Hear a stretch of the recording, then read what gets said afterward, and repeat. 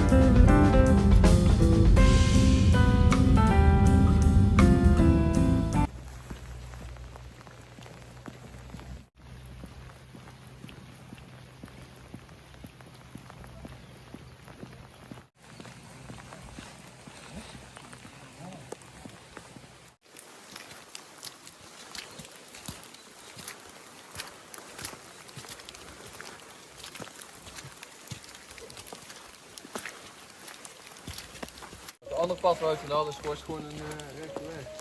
Ja, veel. Kanina, nasa gubat.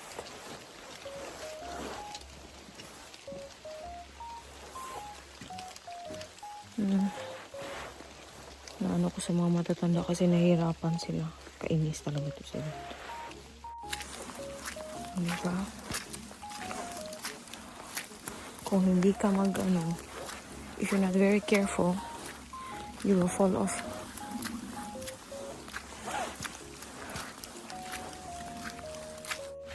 naiirita ako pag ganito. Yung kulang sa plano ba? No, dire-diretso lang. O ano, drop by tayo sa ganito. Tapos hindi nag-prepare na maayos ba? Yung mga sapatos namin, hindi pang ganito. So, mas ano ba? Mas risky na matapilok, ma-slide, mahulog. Tapos may mga kasama kami matatanda. May, hindi ko din alam kung sanay ba sila sa ganito. Mag-trekking. Yung in-laws ko kasi sanay. Pero yung tiyahin tsaka tsuhin ni Ruth, hindi ko alam kung sanay sila sa ganito. Kung gaano kalalim yung next sa binadaanan namin na pa dito. Kasi yan.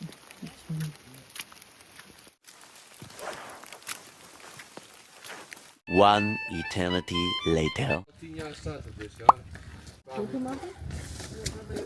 Dito na po kami. And yan yung nasa likod o yung suspension bridge.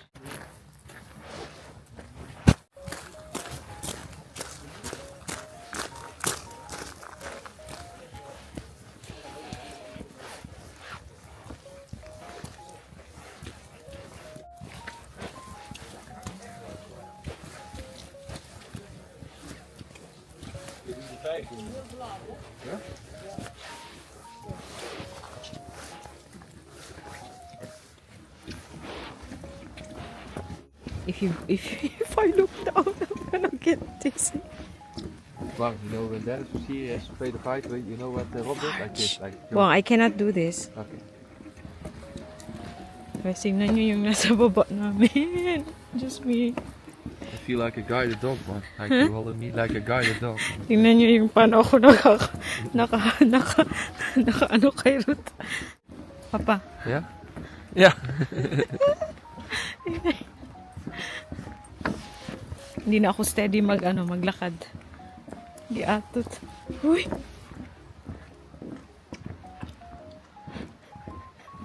Talagang nakahawak ako kay Ruth kasi nafe-feel nyo yung movement ba kasi nga maraming tao.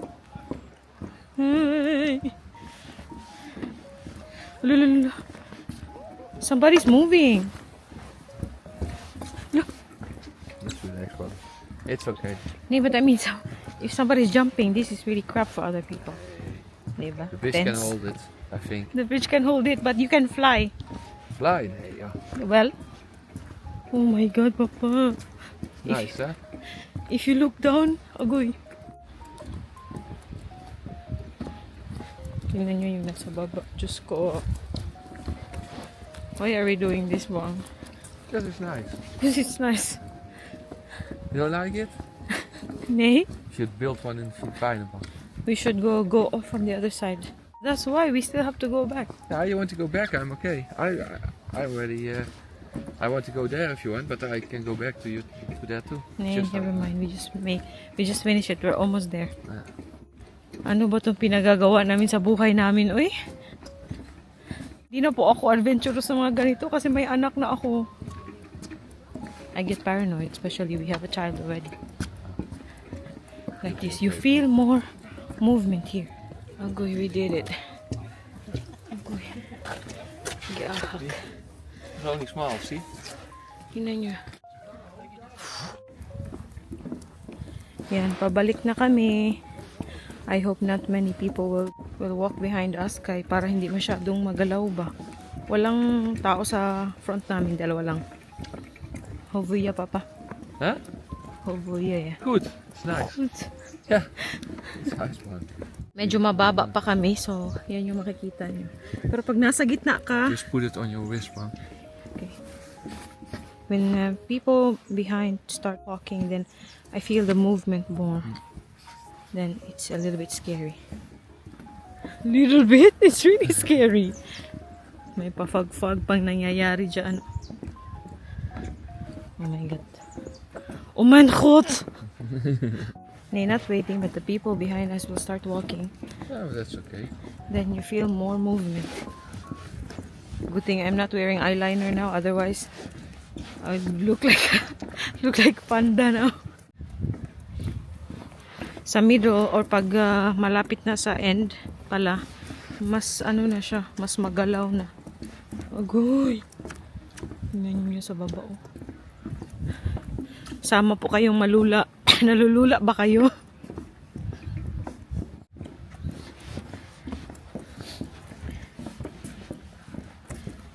We should make one in Tabogon Dodong like this. Yeah, No? they should make that. Tingnan nyo, may ano po dyan.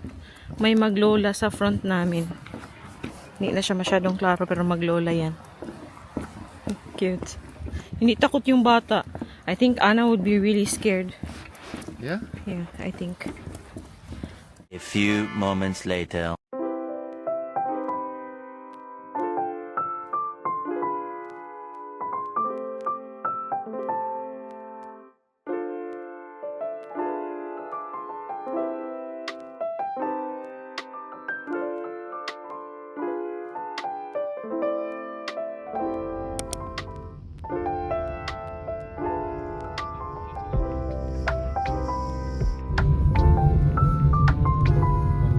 Oh, dat is echt mooi, Dodong. Kijk, kijk Rex.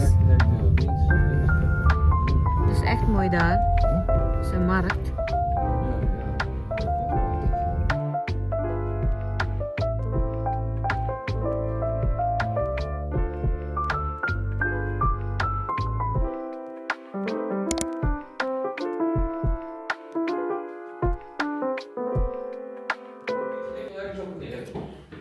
Yan yung room namin. Simple lang.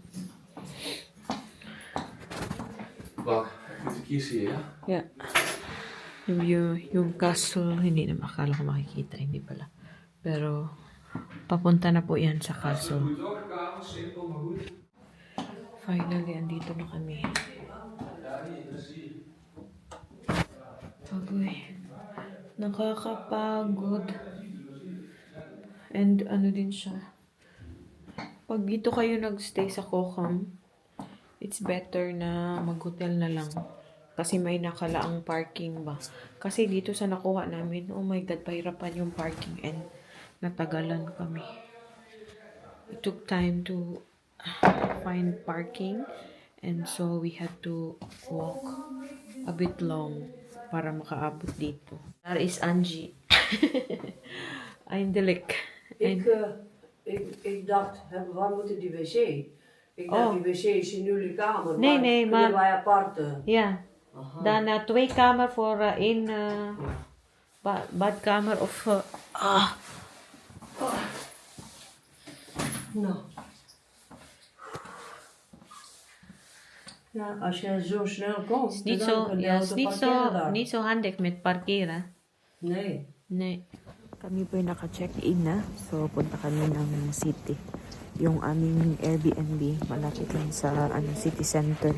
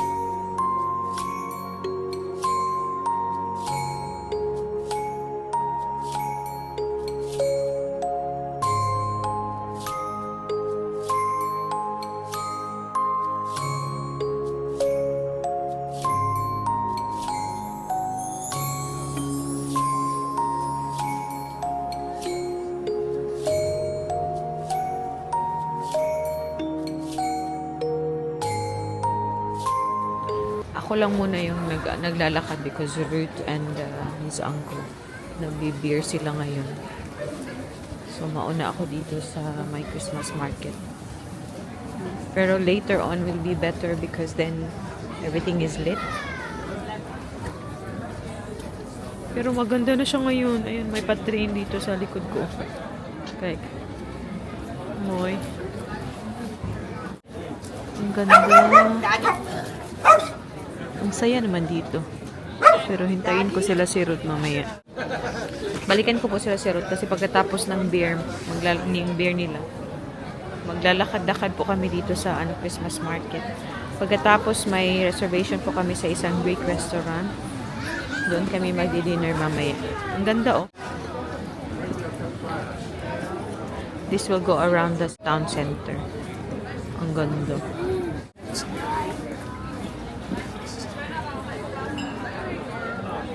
Mamaya na natin tingnan. Ang cute nung pag-Christmas decor nila dyan sa labas. Cute man.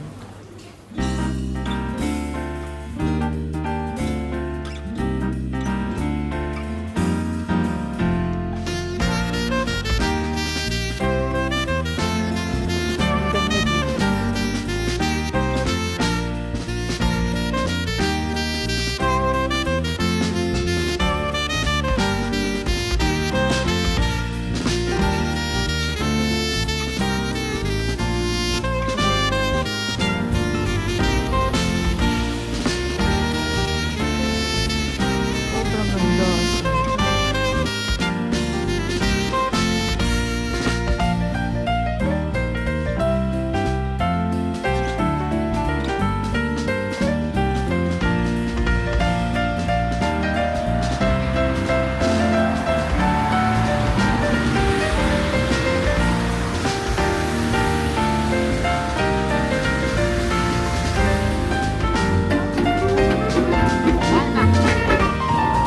Yan, may try natin mamaya yung wurst, yung sausage.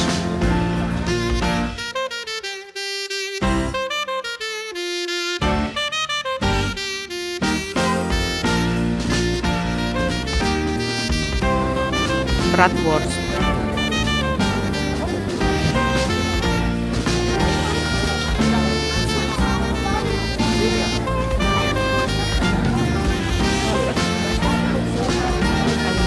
Ano yung bread? Ano siya? Best po ba?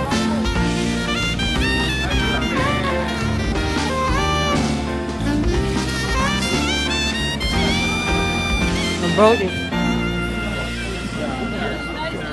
ba? Pinos. Yeah.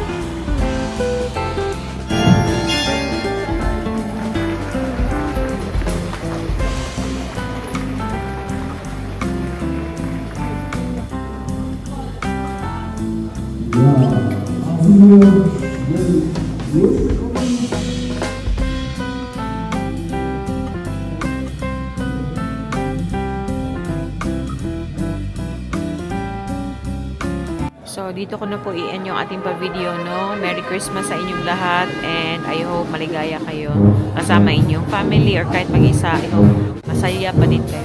Papa! Merry Christmas! Merry Christmas, From everyone. Kocham. Duy, mush mush babush!